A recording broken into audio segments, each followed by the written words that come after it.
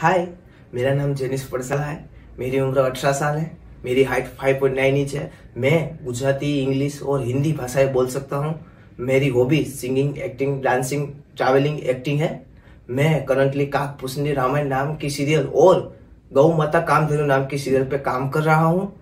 मैं वडोदरा में रह रहा हूँ। Here is my profile.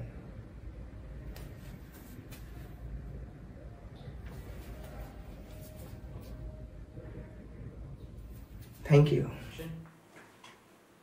जी नहीं, पूरे होशो हवास में I am complete in myself. मैंने जिंदगी में एक ही चीज खोजी है, शोहरत, नाम। उसके लिए मैंने घर बार छोड़ा, दुनिया की जिल्लत और दुनिया भर की मुसीबत उठाई, लेकिन आज तक मुझे वो शोहरत नहीं मिली। ये मेरा आखिरी चांस था। This is my final chance. एक मशहूर अक्लमंद हिमायतकार मेरी आंखों के सामने खड़ा है। आज उसी के सामने अपने भेजे को गोली से उड़ाकर अपने ये छोटे से नाम को उसके बड़े से मशहूर नाम के साथ हमेशा के लिए जोड़ दूंगा। कहानी फनकार की। एक मशहूर हिदायतकार की आंखों के सामने एक जो नौजवान खुदा ने खुदकुशी कर ली, और नौजवान का नाम था शबास अली पाठक। कल सुबह ये सारा अखबार में छप जाएगा और मुल्क के कोने तक ये नाम पहुंच जाएगा, शबास अली पाठक।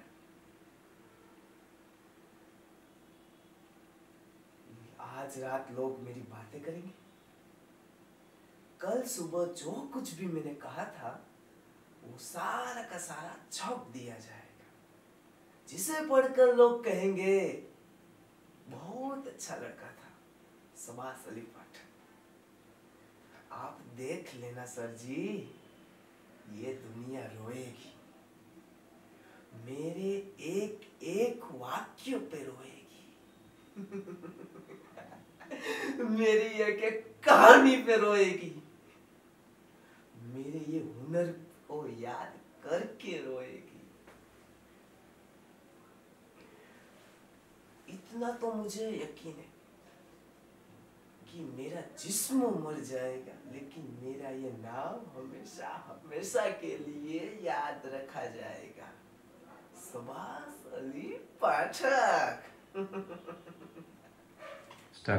रुक जाए आराध्य, आप इस तरह से देवी सती के मृत शरीर को लेकर यूं वियोग में नहीं डूब सकते। आपके यूं वियोग में डूबने से सृष्टि का संतुलन बिगड़ सकता है। हम त्रिदेवों का संतुलन ही संपूर्ण सृष्टि का संतुलन है। मैं आपकी पीड़ा समझता हूं आराध्य, किंतु आप देवी सती के मृत शरीर को मुक्ति प्रदान करेंगे तभी तो प्रकृति पुनः रूप लेगी इस धरा पर। रुक जाए आराध्य, आप नियति के विरुद्ध जा रहे हैं। आप इसी क्षण देवी सती के मृत शरीर को मुक्ति प्रदान कर दीजिए, अन्यथा मुझे आपको रोकने के लिए विवश होना पड़ेगा। हाँ, नहीं हूं मैं जिम्मेदार,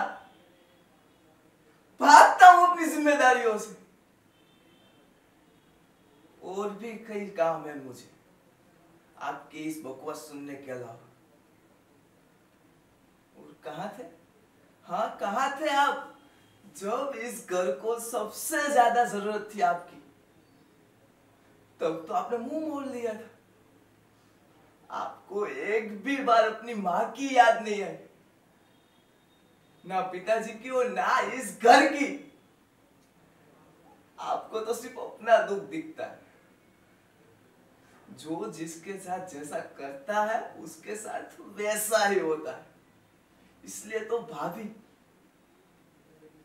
यानी कि आपकी पत्नी आपको छोड़कर किसी और के साथ हमेशा हमेशा के लिए चली गई। जैसे आप हमारे साथ रहना नहीं चाहते, वैसे ही आपके इस झूठे दिखावे रिश्ते के साथ और कोई रहना नहीं चाहता। इसीलिए अपना ये जिम्मेदारी वाला ज्ञान अपने पास रखिए।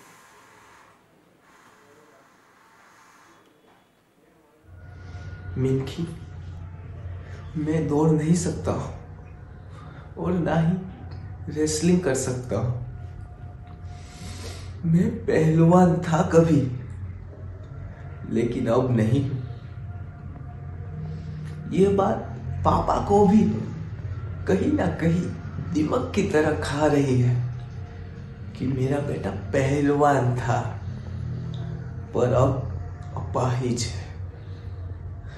मैं इतना दुर्भाग्यशाली बेटा हूं कि अपने पिता का सपना भी पूरा कर नहीं सकता। लेकिन तुम पहलवानी का सपना पूरा कर सकती हो। मेरा मतलब जरूरी नहीं है कि पिता का सपना बेटा ही पूरा करे, बेटी भी कर सकती है। मिनकी, क्या तुम रेसलिंग करोगी? भैया, भैया मैं गलत था भैया। मैंने अपनी माँ जैसी भाभी पे शक किया और आपको भी उनके खिलाफ अनाप शनाप बोलने के लिए मजबूर किया। मुझे माफ कर दीजिए भैया, माफ कर दीजिए। मैं हमेशा मानता था कि एक औरत को जॉब करने की क्या जरूरत है। औरत अगर जॉब करेगी तो वो घर की इज्जत संभाल पाएगी या नहीं संभाल पाएगी। लेकिन मैं गलत था भैया, मुझसे इतनी बड़ी गलती कैसे हो गई। भैया प्लीज मुझे माफ कर दीजिए, माफ कर दीजिए भैया, प्लीज प्लीज भैया कर दीजिए।